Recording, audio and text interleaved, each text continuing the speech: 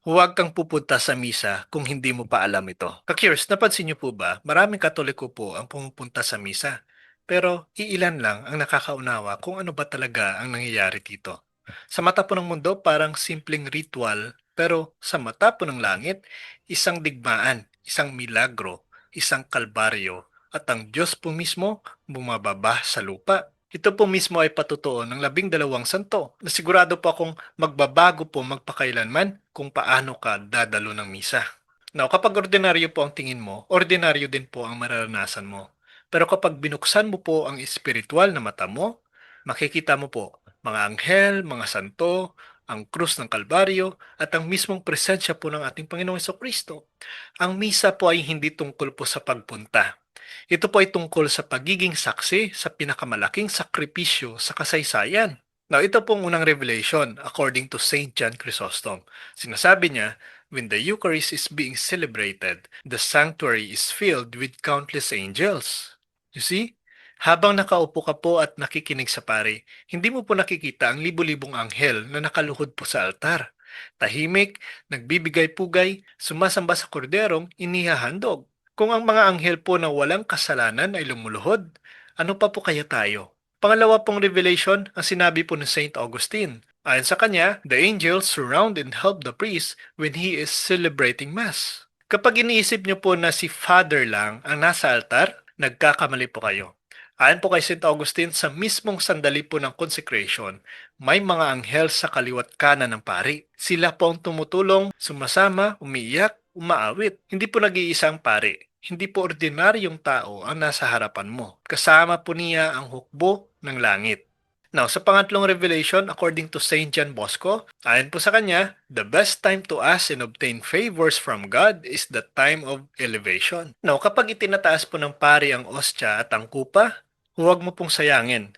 Iyon pong sandaling bumababa ang langit sa lupa. Sa mismong sandali pong iyon, nakabukas ang langit, tinitingnan po tayo ng Ama, at dala po ni Jesus ang lahat po ng dasal natin. Kapag may mabigat kang problema, yung sandali po iyon ang pinakamakapangyarihan sa buong mundo. Sa pangapat po ng Revelation according to Saint Thomas Aquinas, ayon sa kanya, the celebration of Holy Mass is as valuable as the death of Jesus on the cross. Hindi po ito ulit ng kalbaryo ang misa.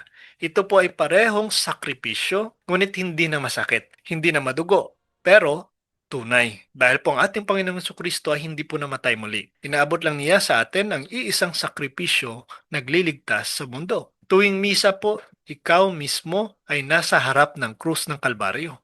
Now, sa panglimang revelation, according naman po ito sa Saint Teresa Avila's conversion with Jesus. Isang araw po kasi tinanong ni Saint Teresa, Panginoon, paano ko pasasalamatan ang iyong kabutihan? Sumagot po ang ating Panginoong Yesus, attend one Mass. Ganito po kahalaga ang misa sa mata ng Diyos.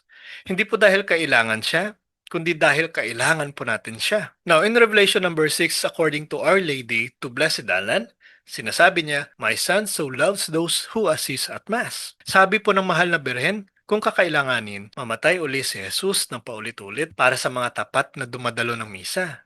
Hindi po dahil kulang ang sakripisyo niya, kundi dahil ganito po niya kamahal ang mga taong pinipiling lumapit po sa kanyang altar. Now, in Revelation number 7, according naman po kay Saint Jean Vanet, when we receive Holy Communion, a joy that thrills the whole body. Kapag nagko-communion ka, hindi lang po tinapay ang tinatanggap mo. Hindi lang po simbolo. Si Jesus mismo. Totoong katawan, totoong dugo. Kung minsan po hindi natin nararamdaman, hindi po ibig sabihin na wala. Kung hindi nararamdaman ang sikat ng araw, hindi ibig sabihin hindi sumisikat. Maliwanag po yan. In Revelation number 8, sa pangalawang revelation po sa kay Saint Jean Vianney, sinasabi niya, there is nothing so great as the Eucharist. Kung may mas mahalaga pa sana, binigay na ito ng Diyos. Pero wala na po. Kaya ang Eucharist po ang pinakamahalagang regalo sa mundo. Higit pa po sa himala, higit pa po sa propeta, higit pa po sa kahit anong biyaya. Dahil ang Eucharist po ay Diyos mismo. Now, in Revelation 9, according to Don Bosco, be eager to go to Mass even on weekdays. Sinabi po ni Don Bosco, kung magbibigay ka ng sakripisyo, pagod, oras, biyahe, puyat, ang Diyos po mismo ang magbabalik sa iyo. Sa bawat misa po na dinadaluhan mo, mas tumatalino po ang desisyon mo. Mas nagiging magaan po ang puso mo. mas dumarami po ang grasya mo. Mas nagiging matatag ka sa pagsubok. In Revelation number 10, sa parehong tao po, si Saint Mary Vianney, ayon po sa kanya, when we receive Holy Communion, love envelops the soul. Ito po ang sandali na inaantay po ng langit. Tuwing communion, para kang bulaklak na nililipad-liparan ng pag-ibig ng Diyos. At hindi lang po yan sa damdamin, kundi po sa espiritu, sa mismong kaluluwa. Now, in Revelation 11, according to Saint Padre Pio, sinasabi niya, it would be easier for the world to survive without the sun. It is easier for the earth to exist without the sun than without the holy sacrifice of the Mass. Kung mawawala po ang araw, mamamatay po ang mundo. Pero sabi po ni Padre Pio, mas malala ang mangyayari kung mawala ang misa. Bakit? Dahil ang araw po ay nagbibigay liwanag. Pero ang misa ay nagbibigay po ng buhay sa kaluluwa. And last po na revelation, according to Saint Jean Vianney, if we really understood the Mass, we would die of joy. Kung makikita mo lang daw ng malinaw ang mga anghel, ang presensya ng ating Panginoong Hesus, ang sakripisyong inialay, ang langit na bumababa, hindi mo po makakayanan ang saya. Aapaw ang puso mo hanggang hindi mo na kaya pang mabuhay. Ganito po ka-wow ang nangyayari sa loob ng misa. Hindi lang po natin nakikita. Kagears, hindi po ito katang-isip. Hindi po ito tradisyon na walang basihan. Hindi po ito gawa-gawa ng mga santo o pare. Ang ugat po ng lahat ng ito ay sa mismong bibig ng ating Panginoong Kristo. In John chapter 6 verse 51, sinasabi niya, ang tinapay na aking ibibigay ay ang aking laman para sa buhay ng mundo. Hindi po siya nagsabi na tinapay ay parang aking laman. Hindi rin po niya sinabi na ang tinapay ay simbolo ng aking laman. Ang sinabi po ng ating Panginoong Kristo ay malinaw, tapat at diretso. Laman o sars sa wikang Grego. Literal, totoo, hindi simbolo. At nang nagreklamo po mga tao dahil bumabigat ang aral na ito, ang akala niyo po ba ay binawi ng ating Panginoong Kristo ang kanyang sinabi? Hindi po. Hindi po niya binago. Hindi po niya inedit. Hindi po niya pinalambot. Sa halip po, lalo po niyang pinalinaw. In John chapter 6 verse 55, sinasabi niya, ang aking laman ay tunay na pagkain at ang aking dugo ay tunay na inumin. Ito pong dahilan kung bakit sinasabihan ng mga sinaunang Kristiyano ang Eucharist bilang flesh of God, bread of heaven, the medicine of immortality. According po yan to Saint Ignatius of Antioch. Now ito pong dahilan kung bakit ang mga martyr, bata, matanda, babae, lalaki, ay handang mamatay po kaysa isuko po ang misa. Sapagkat hindi po ito ritual. Ito po ay pakikipagbahagi sa buhay ng Diyos mismo. Pero ngayon nga po parang nawala nga po ang apoy, parang lumalamig po ang pananampalataya ng iba. Marami po ay parang naging kwarto na lang ang simbahan at hindi na po parang langit na bumababa. Tingnan niyo po yung mga eksena na madalas po nating nakikita sa loob ng simbahan. Late nang dumating, na parang trabaho na lang na pwede nang habulin. Nagse-cellphone, na parang concert na pwedeng i-record. Nag-uusap, na parang bonding time lang. Walang respeto, na parang ordinaryong pagtitipon lang. Hindi nagkukumpisal, pero tatanggap ng komunyon na parang snack lang. Hindi nakikinig, pero nakasigaw po sa TikTok at sa Facebook. Walang pakialam. Bakit po ganito? Simple lang po. Dahil hindi po nila alam ang nakikita ng langit. Kung makikita niyo po ang libo-libong anghel sa altar, ang presensya ng Diyos, ang kalbaryong muling ipinadarama, ang apoy ng banal na espiritu, at ang mismong puso po na Jesus na ibinigay sa iyo, hindi ka po makakapagkwentuhan. Hindi ka po makakalate ng walang guilt. Pero dahil hindi po natin nakikita, acceptable po sa tao ang maging walang malasakit. Pero tandaan po natin ito, hindi po dahil hindi mo nakikita ay hindi na totoo. May apoy kahit hindi mo nakikita ang init. May hangin kahit hindi mo nakikita ang paghipa. At sa misa, may langit kahit hindi mo nakikita ang liwanag nito. Kaya ito pong malupit na tanong. Kung ang misa po ang pinakamalaking milagro sa lupa, bakit ang daming Kristiyanong tinatrato ito na parang wala lang? Diba? Marami po ang pumupunta dahil Sunday obligation na para makita lang ang kaibigan. Nagmimisa pero hindi na nagmi-meet kay Jesus. Present physically pero absent spiritually. Hindi po kasalanan ang hindi alam. Pero kasalanan ang manatiling walang alam kapag may pagkakataong magising ang puso mo. Kung may nagsabi sa iyo na dito bumababa ang Diyos bawat linggo, pero mas mahalaga pa rin sa iyo ang cellphone, ang chismis, ang pag-uwi na maaga, kailangan niyo po talagang gumising. Ngayon nga po ang oras ng pagising.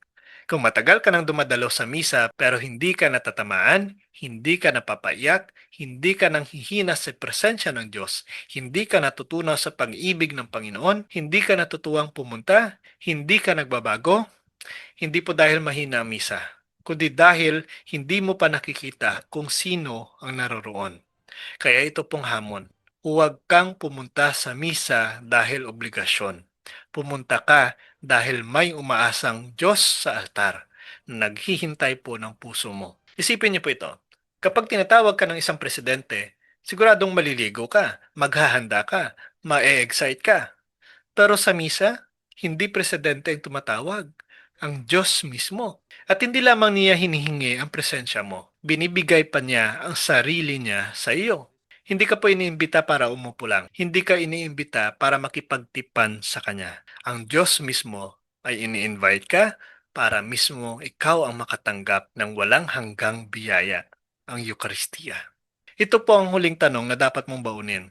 Kung totoong lumalapit si Jesus sa altar, paano mo siya sasalubungin? Nakakaantok? Nagmamadali? Naka-phones? Nag-uusap? O parang bahala na? O kaya naman, kapag dumating ang ating Panginoong Kristo, nakaluhod ka, may paghahanda, may takot sa Diyos, may pagmamahal, may pananampalataya, may pagkaunawa kung sino ang nasa harap mo. Dahil po sa huli, hindi mo sinasalubong ang pari. Hindi mo sinasalubong ang simbahan. Sinasalubong mo ang hari ng langit at lupa. At kung siya po mismo ang bumababa para sa iyo, ako po, ka-curious, siguro naman pwede mong ibigay ang puso mo, hindi lang ang oras mo. Hindi nyo po kailangan ng vision, hindi nyo po kailangan ng himala, ng extraordinary sign. Ang kailangan mo lang ay katotohanang sinasabi ng mga santo at pinapatibay ng Biblia na ang misa ay ang mismong puso ng langit. Kung binago po ng misa ang mundo, hayaan nyo pong baguhin din ito ang puso nyo. Kung nakatulong po ang video na ito, i-like, subscribe at suportahan po natin ito upang patuloy pang lumago. God bless po sa ating lahat. Hello mga kapatid, follow and subscribe, Mr. Curious Catholic. Marami tayong matutunan, mapupuno po yung ating isipan sa mga katotohanan. Dahil ang katotohanan na magbigay sa atin ng tunay na kalayaan. God bless. Hello mga kapatid, inanyayahan namin kayo, huwag niyong kalimutan mag-subscribe sa kay Bro Dance Oberio, Mr. Curious Catholic. Marami kayong matutunan sa pamamagitan ng pagsubaybay niyan sa pagsagot sa pananampalataya na inaatake ng ating mga kapatid sa iba. Yung pananampalataya, and they are not only attacking the teachings of the Catholic Church, but proselytizing the good numbers of the Catholic. At sa pamamagitan sa pagsunutin niyo nitong Mr. Curious Catholic, Facebook page and YouTube channel, dami ninyong matutunan. Isabuhay natin ang ating matutunan. Rodillo et Iglesia.